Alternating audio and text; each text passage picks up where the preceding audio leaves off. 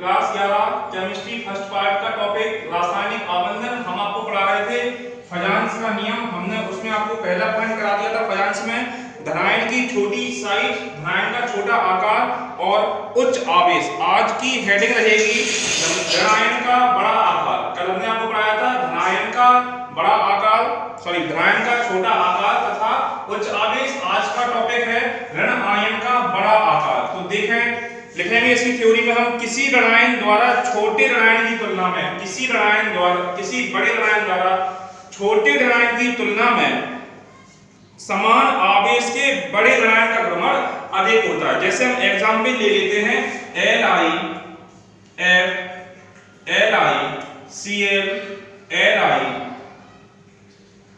LiBr, LiI। तो देखें यहाँ पर फ्लोरीन ऋणायन, क्लोरीन ऋणायन, ब्रोमीन ऋणायन और आयोडीन ऋण आयन है। क्यों है देख रहे हैं। जैसे फ्लोरीन आपका परमाणु क्रमांक घनत्व होता है 2,7। अष्टक पूरा करने के लिए एक इलेक्ट्रॉन की कमी है। जैसे ही ये किसी दूसरे परमाणु से इलेक्ट्रॉन लेता है तो उसके ऊपर क्या आता है, माइनस आवेश आ जाता है। यहाँ कितना हो जाएगा आपका 8 हो जाता है। परमाणु क्रमांक आपका कितना रहता है, 9 का 9 रहता है। तो ऐसे Cl का भी देखें, Cl का 17 होता है 2,8,7। क्लोरीन का अष्टक पूरा करने के लिए एक इलेक्ट्रॉन चाहिए।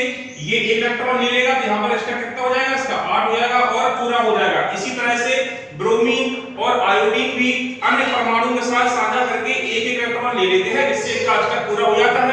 कहने का मतलब फ्लोरीन, क्लोरीन, ब्रोमीन और आयोडीन सबके सब क्या हैं, सबके सब आपके ऋण आयन हैं और इनके साथ धन विद्युत लगा हुआ है लिथियम।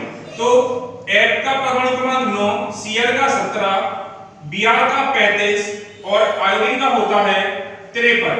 जब हम फ्लोरीन से आयोडीन की ओर जाते हैं, देखिए परमाणु क्रमांक में वृद्धि हो रही है ऋण आयन, तो फिर क्या होगा, ऋण आयन का आकार बढ़ेगा और इनकी जो ध्रुवणता क्रम होगा, ध्रुवणता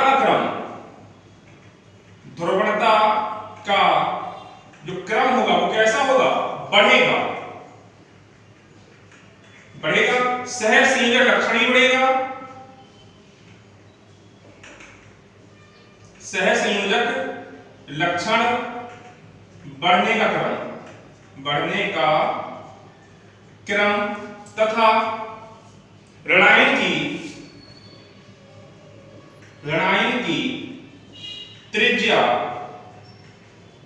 त्रिज्या बढ़ने का क्रम कहां की ओर होगा, फ्लोरीन से आयोडीन की ओर।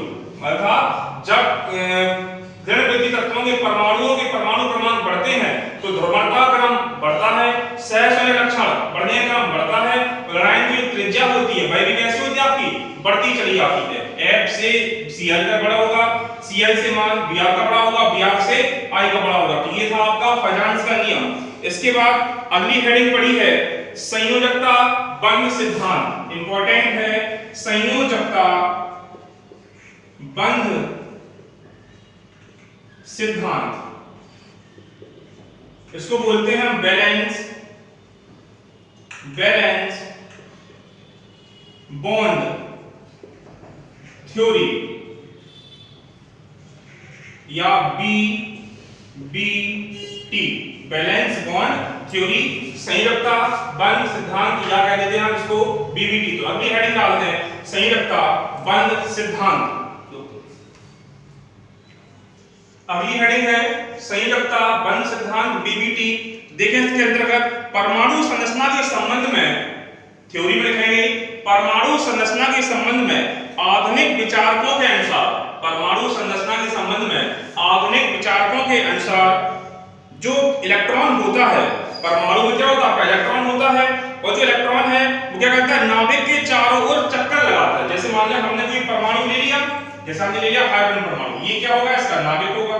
परमाणु क्रमांक 1 होता है तो इसमें इलेक्ट्रॉन भी 1 होगा, ये नाभिक है और ये होगा इसका पहला कोष। और इस कोष में क्या पाया जाता है, आपका इलेक्ट्रॉन पाया जाता है। मान लो ये इलेक्ट्रॉन है तो ये इलेक्ट्रॉन क्या करता है, नाभिक के चारों ओर मूव करता है, चक्कर करता है। और जो कक्षाएं होती हैं, जिस कक्षा में यह चक्कर करता है उनका आकार, आकृति और अभिविन्यास जो होता है वो अलग-अलग होता है। लिखेंगे हम आधुनिक विचारकों के अनुसार परमाणुओं में इलेक्ट्रॉन नाभिक के चारों ओर विभिन्न आकार, आकृति तथा दिशा विन्यास या अभिविन्यास के परमाणु ऑर्बिटलों में वितरित रहते हैं। जो इलेक्ट्रॉन होता है वो परमाणु के अंदर जाकर के चक्कर करते हैं, किसमें, कक्षाओं में। कक्षाएं कैसी होती हैं, विभिन्न आकार की होती हैं, अभिविन्यास की होती हैं, और इनमें क्या करता है, इलेक्ट्रॉन चक्कर लगाता रहता है। एक ऑर्बिटल में, जो आपका ऑर्बिटल होता है, एक ऑर्बिटल में विपरीत चक्रण के, एक ऑर्बिटल में विपरीत चक्रण के अधिकतम 2 इलेक्ट्रॉन रह सकते हैं। जैसे आपने पढ़ा होगा अबाउ का नियम, उसमें आपको बताया गया होगा। जैसे आपके कौन कौन से ऑर्बिटल्स होते हैं, एस, पी, डी और एफ होते हैं। एस में 1 ऑर्बिटल, पी में 3 ऑर्बिटल, डी में 5 ऑर्बिटल और एफ में 7 ऑर्बिटल। जैसे हमने बना दिया ये एस का ऑर्बिटल।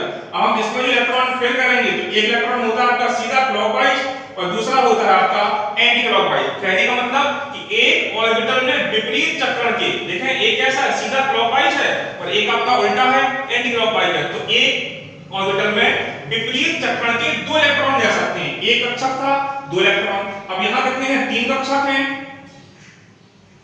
तो इनमें इलेक्ट्रॉन कितने रहेंगे, 6 रहेंगे, क्योंकि एक कक्षक में आपके विपरीत चक्रण के 2 इलेक्ट्रॉन रह रहे हैं। तो 2 और 2 और 2 टोटल कितने हो जाएंगे, 6 हो जाएंगे। तो जो इलेक्ट्रॉन्स होते हैं वो एक ऑर्बिटल में विपरीत स्पिन के, विपरीत चक्रण के अधिकतम 2 इलेक्ट्रॉन रह सकते हैं।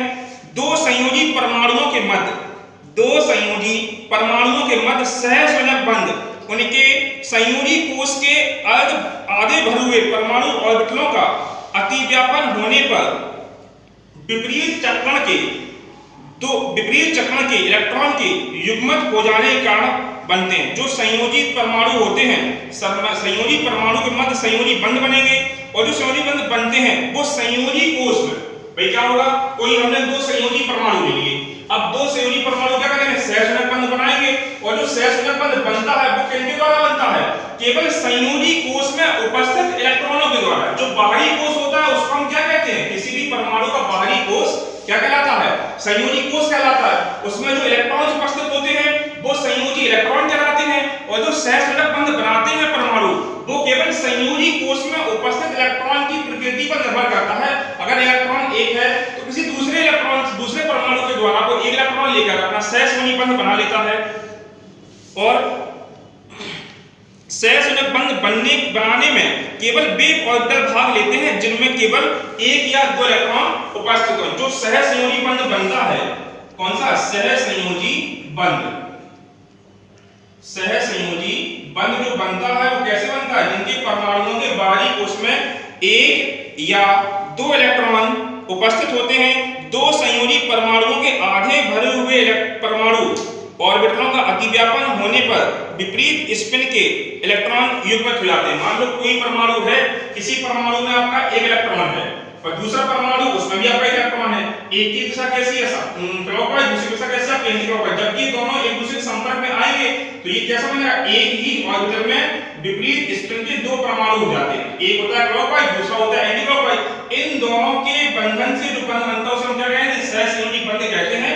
कहने का मतलब कि परमाणुओं के बाहरी कोश में जब 1 इलेक्ट्रॉन होता है, 1 या 2 इलेक्ट्रॉन होते हैं तो वह एक दूसरे के साथ में क्या करेंगे, युग्मित हो जाते हैं और अपना सहसंयोजी बंध बना लेते हैं और इलेक्ट्रॉन संयोजी परमाणुओं में बंध बना लेते हैं। ये था आपका बैलेंस बॉन्ड थ्योरी, संयुक्ता बंध सिद्धांत। इसमें केवल आपको परमाणुओं में संयोजी कोश में उपस्थित इलेक्ट्रॉन देखना है। उन संयोजी कोश में उपस्थित इलेक्ट्रॉनों को एक दूसरे परमाणु के साथ में, दूसरे संयोजी परमाणु के साथ में क्या कराना है, बंध बनवाना है। और जो बंध बनेगा वो कैसा बनेगा, एक परमाणु होगा क्लॉकवाइज और दूसरा परमाणु कैसा होगा, एंटी क्लॉकवाइज। जब दोनों परमाणु एक दूसरे के साथ संयुक्त होंगे तो वहां पर कौन सा बंध बनता है, सहसंयोजी बंध। ये था आपका संयुक्ता बंध सिद्धांत, बीबीटी बैलेंस बॉन्ड थ्योरी। कल के लिए हेडिंग डाल दें सिग्मा तथा पाई बंध, सिग्मा तथा पाई बंध